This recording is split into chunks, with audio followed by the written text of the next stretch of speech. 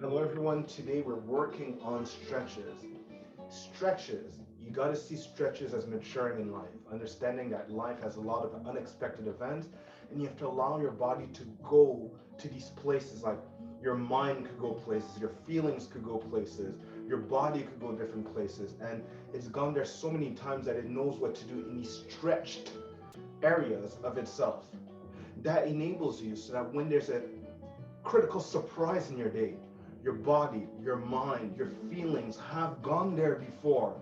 It will not break you. But if you haven't gone somewhere before, you're rigid to the idea. You're not open to it. You're hoping that it's going to be exactly like how you desire, but that situation is not like that. So flexibility of the mind, of the heart, of the body allows you to go into new situations with calm, with confidence, and knowing that the best possible outcome is always within your reach because you're calm, composed, and aware of everything, right? You're aware to which degree you're extended. So we're going to extend ourselves in different ways today to make sure that we understand what we're supposed to be taking care of. Number one thing that's always getting really stiff here in the body is the lower back. It's very easy.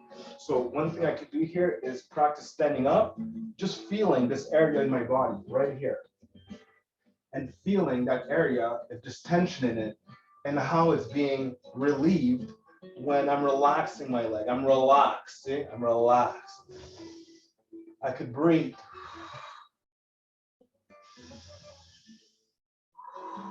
And I'm gonna test my other side. Same thing. I'm checking. Breathe.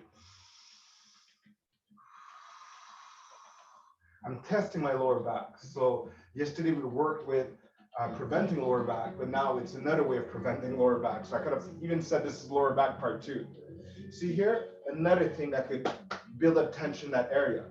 See, is my knee relaxed, right? Is my support leg all right? Okay. We don't need much. We don't need much. We just need to understand what it does so that you could fine tune it on your own. You either feel that you understand what's going on in your body or you stay an alien to your own body, to your own thoughts. And now we're going to go with both sides. See, look where I am here. I'm seeing how my hips can move here.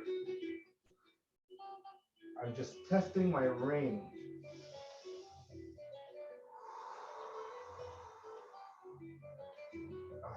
Good. Okay, good, good. Not just mobility, perfect. Let's go start working with our squat stability mobility. So squat stability and mobility of it. So see here, most people will be like here on their toes, even though I tell them 20 times, keep your body weight on your heel. Why? Because I won't get injured if my body weight's more on my heel. See, I can lift up my toes, but all my foot's on the floor. Okay. So here I could use the wall too. I have my butt against the wall to keep my abs forward and my abs strong. This is mobility because then I'm going to use this position to try to find the floor. The more I lean forward, the less I'm flexible. See, the more I'm flexible, the lower my hips could be, and I could get my hands to the floor. If I'm not so flexible, my hands might be here, and it might be here, like with my stretch.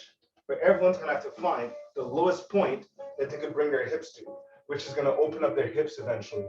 So start at wherever you are, but you're going to have to end here someday and relax. Can I relax here? This is what mobility is. When your body's doing something new, your mind is relaxed. It's everything. Your whole system has to be relaxed. Or your whole system is stressed, right? And see here, I could feel my lower back relieve itself of tension at this position here. And I have to allow my mind to relax. Good. Let's use another position that a lot of people use, and it's the pigeon pose. Look how I'm transitioning into the pigeon pose. I'm getting my foot here. So this knee could go back. I have to do it from another angle so you can see this. Okay? So I was here in this position, doesn't matter.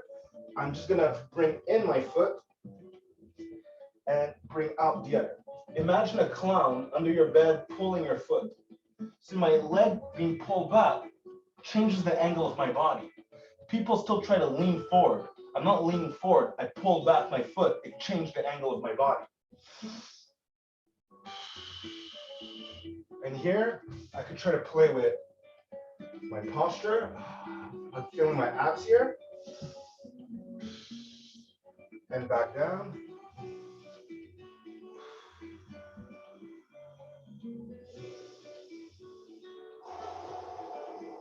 and I'm going to dismount from it. Okay? I can stay the same place, dismount. Here, look, I'm going to do the same thing as my push-ups. I bring my knees off the floor. I'm in a real plank. See? And this foot here, I need to bring on the side. Okay? That's another way of doing the same thing. I have to feel my foot on the side. And then how do I lean forward? By moving back my leg. So my leg that moves back is what's giving me my stretch. So here I have stretch number one. I could have here where I lean forward, really stretching here, the outside of my thighs. I can feel my glutes where my hamstrings are. There's a connection. And then here, obviously, like I can even manually rub this, the area that usually has tension. And then we have another variation where I keep an abdominal contraction here as if I was stretching my abs. But it's at least varying the degree of the stretch I was holding here, okay? Now, another thing that's very important is this position. A very important one for the back. Being able to take my left foot, bring it close to me, and take this left leg, this left knee, and to try to bring it towards the floor. Okay, I'm gonna stay with my camera view. Okay, I'm gonna try to bring it to the floor. So my left went to the right, my look has to go in the opposite way, and I'm gonna try to bring my head to the floor.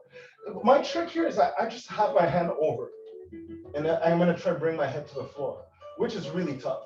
So sometimes you could even be here and you'll be good. But the best way is having your left arm on the floor and looking the opposite way. This could be really tough for most people. So let's go with the other side.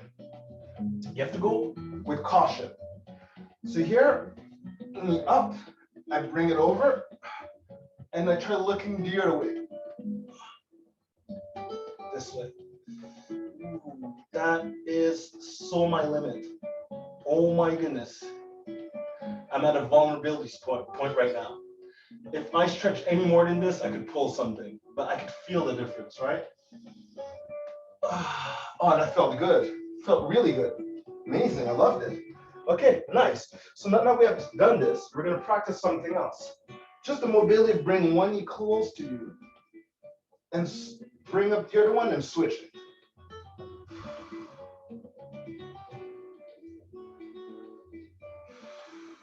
We're gonna do the last one.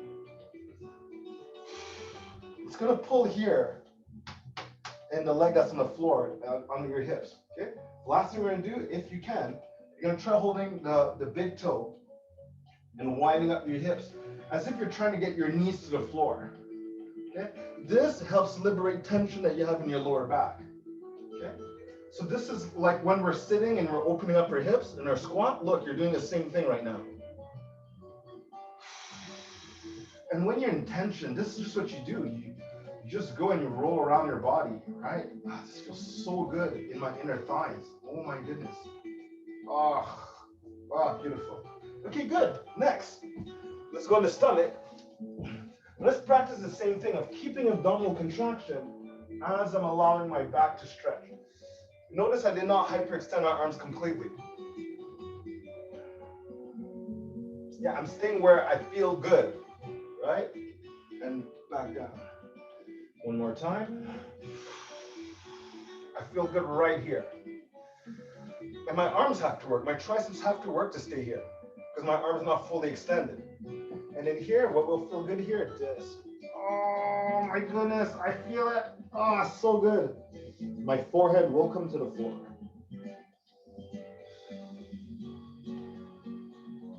Another variation with this I like is passing my right hand under. It forces me to rotate. See, I'm rotating until the side of my head's on the floor. So this gives me a very safe way of rotating my upper body. So when we're standing up and we're just rotating side to side, it's easy to get injured if you don't know where to stop. This forces you where to stop, right? So when you go to the other side, see, flatten out, and it forces my body to rotate. Oh my goodness, feels good. I love it. I like it. Nice and comfortable.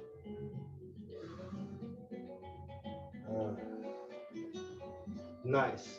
All right, let's go with another crossing movement. We're getting all the crossing movements in. Keeping my right leg bent, I'm gonna turn my body right here. So my left could go outside of my knee. And I'm gonna look back. I'm feeling a resistance here. I gotta have a light tension in my abs because they're being pulled and stretched. And it could be overstretched, right? You get injured. So your body does protect itself. So here, so when you get tension, it's a form of protecting yourself because you're being stretched out of something your body deems safe. So the same thing that happens in your body is happening with your mind and your emotions all day. You only get tension to something that you have a threat about. So when we're doing flexibility, we are taking care of the threat that is in our mind, and we're addressing it in action. We're calming down the emotions. Okay? That was magnificent. I loved it. So there's many things, other things I can do, and I like doing the one in the seated position. That's not a comfortable seat position for you. This one might be. This is for the people that have really stiff hips. I could just send me here, and the gravity is opening up my hips. And all I'm going to do is I'm going to practice going on one side, my elbows down, and stretch out my arm. That feels fantastic. I love it. It feels so good for my back. My back is like, thank you. That's like candies for your back. And same thing. So yeah, find my floor, I find my elbow, and then I stretch. And where do I stretch to? To where my body tells me thank you. So I got to listen, right? When I just do movements as if they're like this magical formula, and my mind's is somewhere else, and my body's doing something, and my thoughts are elsewhere, and I'm all over the place, how can I ever progress? And that's why, unfortunately, I noticed over the years, people are just kind of like repeating the same thing, thinking that they're going to go somewhere new. But they're not going somewhere new with their exercise. You might see me doing the same exercise, but my mind is always going somewhere new, right? It's like, what can you do with your mind, your emotions, and your body simultaneously? That's the only thing that could really measure a true role model in life, is that you are fully aware of the things that people can notice in you as you're paying attention to them already. So then there's no conflicts in between people because you're aware of yourself and you're aware of other people's double selves, meaning that everything that we have, like I could ask you for a pen, but in reality, I really want to ask you for a ride to the grocery store. You get it? It's like there's a double tone to the way we say things. And sometimes because we're afraid of hurting someone else's feelings sometimes, right? Or we don't know how to say things. So everyone, we're all in this. So what we're practicing today is just stretch out. Whenever you feel a discomfort or a tension about something, that's a signal for you to kind of like relax and explore, so you could be stronger there. So if you're ever taken there without your consent one day, you will be in a zone of strength because you took that discomfort that you had and you allow your body to be strong in how you usually get pulled apart and stretched out of order. Do you want to get pulled apart from life, or do you want to use those same signals to pull yourself together? Hey, till next time, everyone, have a magnificent day. And I hope that you enjoy these little stretches that we did that could be a huge deal when we are doing a lot of exercise and the body's super sore. These are movements you need to do to make sure your back, your shoulders, and your hips are going to be nice and safe. Take care, everyone. Till next time. Ciao.